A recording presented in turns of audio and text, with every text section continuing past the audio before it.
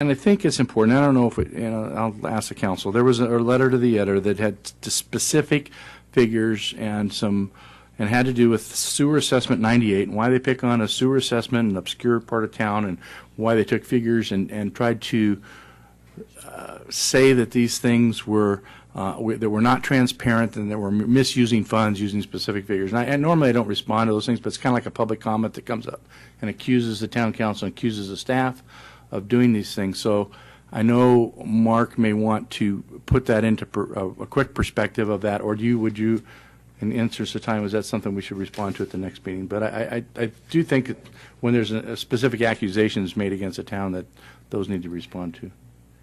So should we ask them? Talking about what? Piper's comments? No, there was Miss Lee put in the letters. There's a lot of letters. There's not Tom Okay. Piper. No, Mr. Piper's usually, his comments are respectful and Of course. and as most people are, and when you have opinions, we all have different opinions, but when you have a statement of fact and a statement these things of fact, I think the community needs to know that the facts are misrepresented, and I think that's important that we set the record straight on misrepresented facts. I know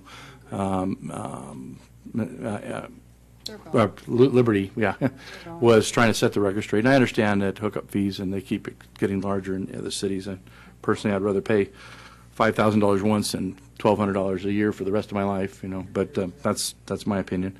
But those are opinions, and those are great. And we don't need to, those are facts. But can we set that? Do you mind, real quickly, if Mr. Mayor, I was asked earlier in the day if we could characterize that letter to the editor as public comment. I think you can do that. And under the Brown Act, we're permitted to briefly respond by referring the matter to staff. I think if you want to, we can take a minute or two and ask Mr. Puckett to respond to the letter that appeared in the That sounds newspaper. fine. Mr. Puckett, would It you was like to specific people, a specific a sewer assessment 98, which people are paying their funds into, and I don't want them to think that these funds are being misrepresented and mishandled or not,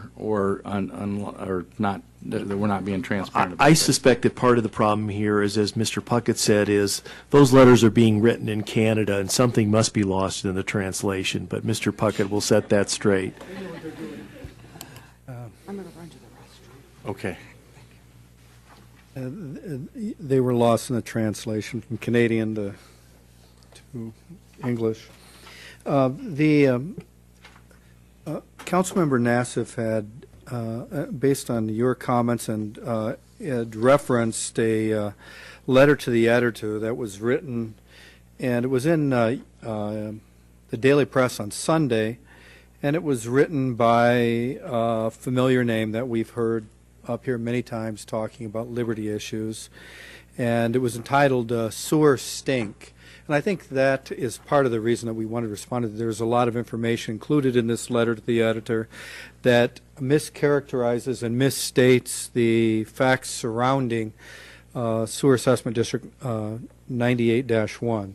And just to be clear, the Sewer Assessment District was set up in 1998 for the purchase of the Jess Ranch sewer system and construction of a flow equalization facility, which is a sewer lift station, and additional off-site trunk sewer capacity.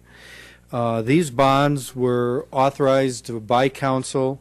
Public hearings were held, and they were authorized by council in 1998, and the assessment on that district, that defined area, was established in 1998. It's a 25-year assessment district.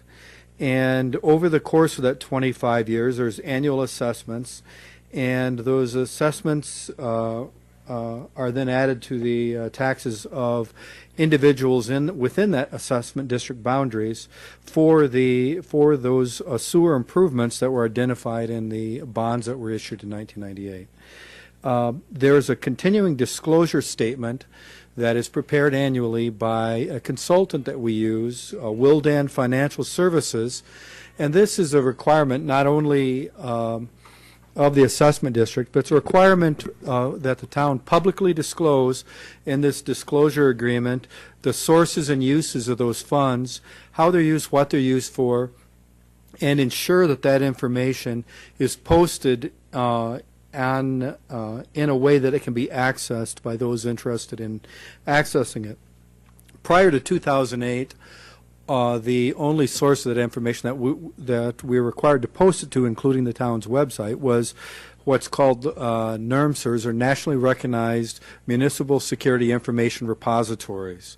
And there's 4 of those that are identified that we have to post that information to. In 2008, because the NERMSERs charged a fee to those that were accessing those sites, the Municipal Securities Rulemaking Board established EMA, which is Electronic Municipal provides electronic access to municipal securities information, and that information is now posted and available for free for anyone that is looking to access that information on that site.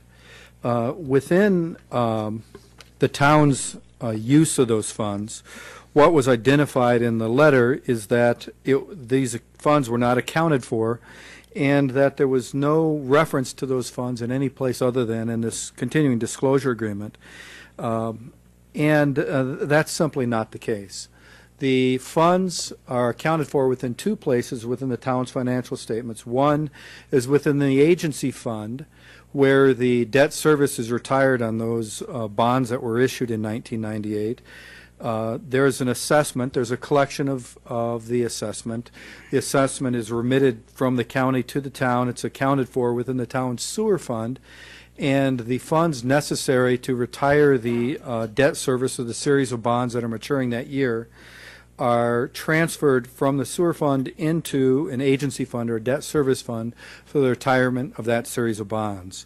The excess of the assessment over the amount of the debt service requirements for that year is accumulated into a reserve account, which is restricted for the capital improvement projects that were identified in the official statement when the sewer assessment district was established. And specifically, that is, again, a sewer lift station, additional off-site trunk sewer capacity.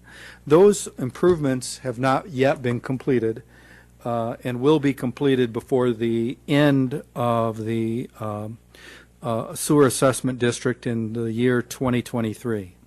So those resources that are accumulated, which were referenced that they're not accounted for anywhere, there's $1,107,309 accumulated within the sewer fund and restricted for capital improvement projects. And I'm holding up a copy of our financial statements, which are available online, which are published, filed with NERMSERS and the EMA, and filed with the state of California as well.